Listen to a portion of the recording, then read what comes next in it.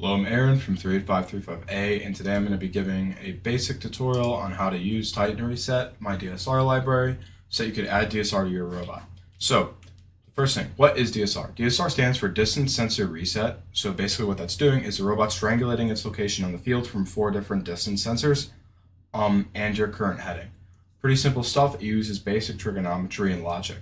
So let's get started. The first thing to using TitanReset and DSR also is you have to have 4 sensors on your robot. So specifically 4 distance sensors on each side of the robot. As you can see right here, I have 4 distance sensors on each side of the robot. And more specifically, each one of these sensors are perfectly square to the robot. So basically they're all facing different directions and they're all square. They're all at 90-degree angles. And that's really, really important since that's important since if they're anything else, they're not going to get accurate readings. Make sure they're also not tilted in weird ways that could cause the line of sight of the sensor to be affected. Also make sure that they're relatively high enough up off the ground so they don't get affected by gating elements either. So next, you're going to want to get your sensor offsets. Now you could do this with a ruler or you could do this with CAD, but I find it easier to do in CAD. So you're going to want to get 2 offsets for every sensor. And what that looks like is you're going to want to get a perpendicular offset and a parallel offset. So let's go over what that looks like really quickly. So you're going to also want to enable your XY delta whenever you're taking measurements. So in this example, the blue line is going to be your parallel offset and the green line is going to be the perpendicular offset. Colors may differ, of course, but that's what essentially matters right now. The parallel offset is called the parallel offset because it's parallel to your sensor's line of sight, and the perpendicular one is called the perpendicular one because it's perpendicular to your sensor's line of sight. So, and your offsets are generally going to be positive unless they match a certain set of conditions where they would be negative. So in this example, the parallel offset is going to be positive since the sensor is past the origin in its relevant direction. It's facing this way, so the offset is going to be positive since it's past the origin. If the sensor was in the location of this sensor, for example, and still facing that way, it would have a negative parallel offset.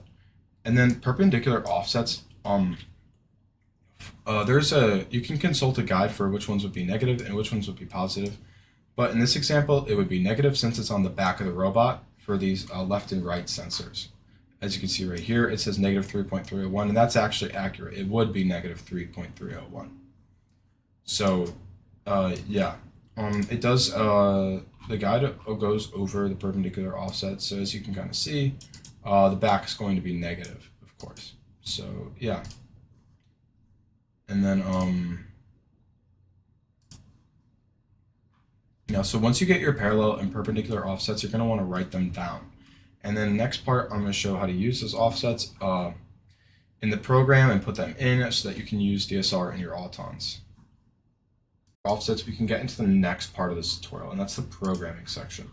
So first thing you want to do is you want to put these 2 commands into your terminal to install TitanReset, right? It's pretty simple. It's just installing a basic pros library. The next thing I want to do is you want to add this include to the top of your file. So it's already in my example. This is already included. So basically this is going to let you use the TitanReset objects, right? Now the next thing you're going to want to do is you're going to want to paste in all your sensors where the X is your parallel offset and the Y is your perpendicular offset, right? So that's basically how that's going to work. And you're going to want to include brackets around your offsets, and then P is going to be the port number of your sensor. So what does that look like? If I go and paste in, these are the same values from the tutorial that's followed in the guides. But yeah, so you're going to want to create a TR sensor object, which is an abstracted version of the distance sensor that includes, like, when you call its distance function, it's going to do the math for you and find the actual location of the robot instead of just the sensor reading. So that's why I developed it that. And then you're going to put in your offsets and then your port number. Offsets are going to be inside the brackets. So, yeah. So going next, you're going to want to create a TitanReset chassis object. So it's kind of like Lemlib where they have their own objects for the chassis. And what you're going to do is something like this. So TR chassis, and for this example, I'm going to call it DSR system, right? And then the first thing I want to do is you're going to want to use a reference to your lemlib chassis. This can also, like in my more detailed explanation on how this works, what also matters is your, you can do template neutral, but one of the constructors included is your lemlib chassis object. So you're going to want to use a reference to that. And so what that looks like is you're going to use this little, you're going to use this and symbol before you reference your chassis object, and that's going to get the pointer to your chassis object, right? So you're going to want to use that because we're telling it where we're telling it like the chassis object itself, and we're not copying the entire thing into this constructor. So next thing I want to do is you want to use an array of all your sensors. And the way it's going to work is you're going to use the same thing. You're going to use this and icon, and you're going to use north, east, south, and west. So never eat soggy waffles, if anyone remembers that from grade school. Yeah, so after that, and then your constructor is actually pretty much complete after this. If you want to, you can also include custom field radiuses. Basically so that, like, let's say the field radii for plastic and metal fields is slightly different. So if you want to use these different values, you can. It's defaulted to plastic, but if you want to, you can explicitly use metal. So yeah, that's what that kind of looks like, and I'm going to add that comment in right here. So great. Now next thing, using DSR itself. So when you use DSR, the first thing you want to do is use it when you start your program. And so the way that TitanReset adds that is you could go DSR system dot perform DSR init. So you're going to want to use the initialization function. And so what you're doing right here is you're going to tell it which quadrant. Let's say it's in the negative positive quadrant. When I go over field quadrants, what I'm talking about specifically is these 4 quadrants right here. So that's relevant to where your robot is, and the reason it needs to know which quadrant it's in is because it needs to know which walls to read off of.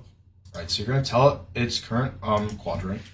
You also tell it what heading it's at. So let's say it's at like 90 degrees, right? And so that's a good start. You've told it where it is in 90 degrees, and your robot's going to find its location on the field using which quadrant you told it's in and the heading. It's also going to set your heading in your object. So you could also set the pose manually if you want to. You don't have to use this initialization function, but I would not suggest using it after doing anything, and it has to be the first thing since it sets your heading also, right? So yeah, next topic. You're gonna, let's say you like do a movement, and let's say it might cause a little bit of drift. You just want to perform a basic distance sensor reset. The way that you could do that is with a really simple function just called perform DSR. And that's going to infer where your bot is by taking its current location and figuring out which quadrant it's in, and then also your current heading, and then using the correct sensors accordingly. So just one function to call DSR. Right, and then next thing you're going to want to do is that, let's say you go over, you do a certain movement that doesn't track, and the robot isn't able to reliably determine which quadrant it's in. So you're going to, there's also a function to use DSR and tell it which quadrant it is in currently, and that's called perform DSR quad for quadrant, right? So let's say it moved, let's say it started in negative positive quadrant, but it did a movement and it's now in the negative quadrant. But the robot might not know that because it didn't track correctly. So you can inform it which quadrant you moved into and then still be able to use DSR. For example, this would be really useful in some form of a barrier cross, right? So yeah, something like that. And then I think that's actually pretty much it for the tutorial, and then you'll be able to use these values, and the values that TitanReset gives back are the exact same ones used in JRIO. So if you wanted to use JRIO, basically, these coordinates are exactly matched to what TitanReset outputs, specifically the Vex game positioning system. So that's something really cool, and then you could use that to also plan your autons. I go over that more in my auton explanation videos. But yeah, I think that's pretty much it. All these guides are going to be linked along with the GitHub repository in the description, and make sure to also watch the explanation video on how TitanReset works. So I think that's pretty much it.